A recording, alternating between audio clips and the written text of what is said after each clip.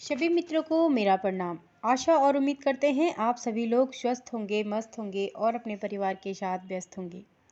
आपको मेरी कहानियाँ कैसे लग रही हैं मुझे कमेंट में ज़रूर लिखिएगा। ज़्यादा से ज़्यादा चैनल को शेयर करिएगा, सब्सक्राइब करिएगा और लाइक करिएगा। बेल आइकन दबाना ना भूलिएगा ताकि आपको सबसे पहले नोटिफिकेशन आए और सबसे पहले मेरी कहानियों से आप जुड़ पाएँ। ज़्यादा से ज़्यादा कमेंट करिएगा और अच्छे अच्छे लाइक करिएगा, शेयर करिएगा अपने अपनों के साथ, अपने मित्रों के साथ। तो बढ़ते हैं आज की कहानी की ओर। कहानी नारी। नारी अगर चरित्रवान है तो काफ़ी कुछ उसके अंदर बहुत ज़्यादा क्वालिटी मानी जाती है। वहीं नारी को आज तक ब्रह्मा विष्णु महेश यानी कि त्रिदेव भी समझ नहीं पाए।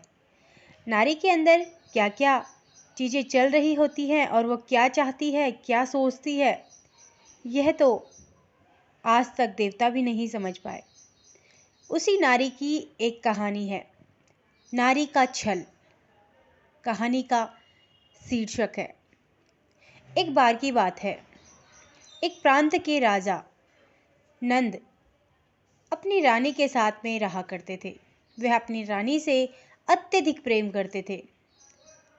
वह जो बोलती, उसके बोलने और सोचते ही वह अगर किसी चीज़ पर दृष्टि भी डालती तो राजा उसके सामने वह चीज़ प्रस्तुत कर देते। राजा उससे अत्यधिक प्रेम करते थे। वह उसके लिए मर मिटने के लिए तैयार थे। परंतु नारी, उसे कहाँ उस चीज़ में खुशी मिलती। तभी एक बार रानी किसी बात को लेकर अपने राजा से बहुत ही ज़्यादा रूठ जाती है, यानी कि क्रोधित हो जाती है, गुस्सा हो जाती है। अब राजा रानी को मनाने के लिए बहुत ही अत्यंत प्रयत्न करता है। वह हर संभव कोशिश करता है कि मेरी रानी खुश होए और वो जैसे प्यार से पहले से मुझसे रहती थी अभी भी वैसे ही रहे। परंतु रानी कहाँ मानने वाली थी। रानी जब गुस्सा हुई तो उसने खाना पीना, यहाँ तक कि खाना बनाना और दीप ज्योति जलाना भी बंद कर दिया। जब उसने दीप ज्योति जलाना बंद कर दिया तो महल चारों ओर से अंधकार में बैठ गया और वहाँ के राजमंत्री, जो राजा के मंत्री थे, वह भी बहुत परेशान हो गए। तभी सभी राजा के मंत्री और राजा एक सभा बिठाते हैं, सभा का आयोजन करते हैं और कहते हैं कि मैं इसलिए परेशान हूँ कि मेरी रानी मुझसे रूठी हुई है। अकारण ही पता नहीं क्या कारण है कि वह मुझसे नाराज है। किसी के पास भी इसका हल नहीं होता। फिर सभा को समाप्त किया जाता है।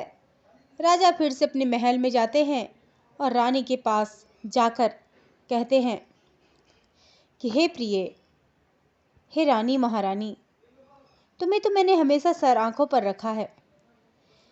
क्यों, किस बात से तुम रूठ गई हो कि तुम सारे महल में अंधकार फैला रही हो।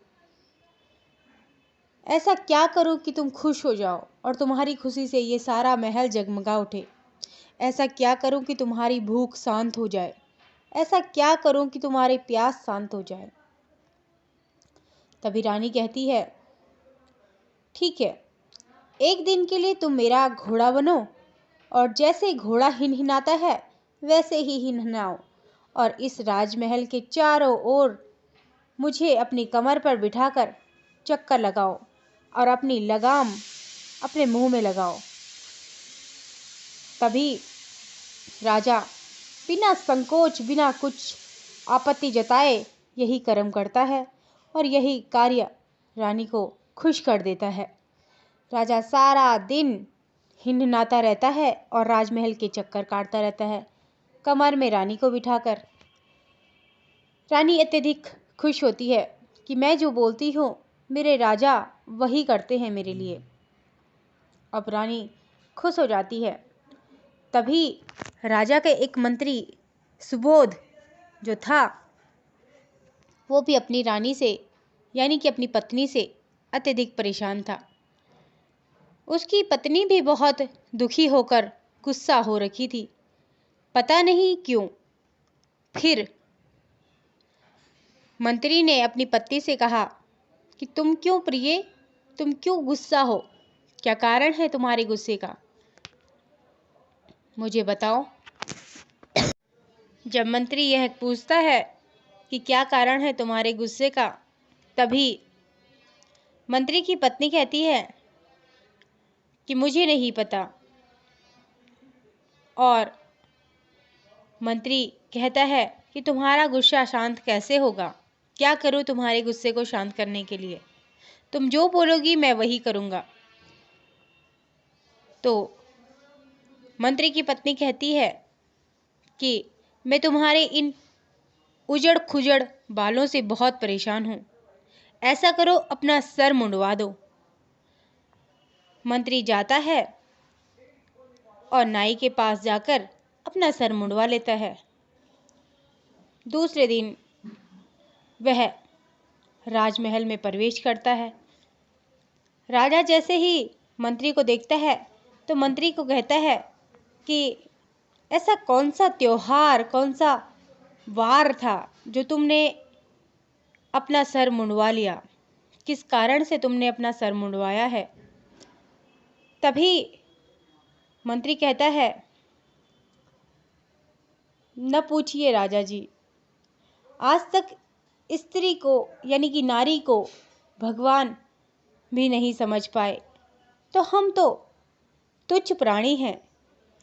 और जैसे आप बिन घोड़े के बने, उसी प्रकार नारी के गुस्से के कारण मैंने अपना सर मुंडवाया है।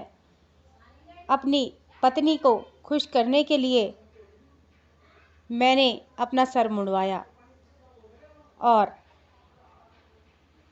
तभी राजा सोचता है कि मैं सारा दिन कल घोड़ा बना रहा अपनी पत्नी को खुश करने के लिए।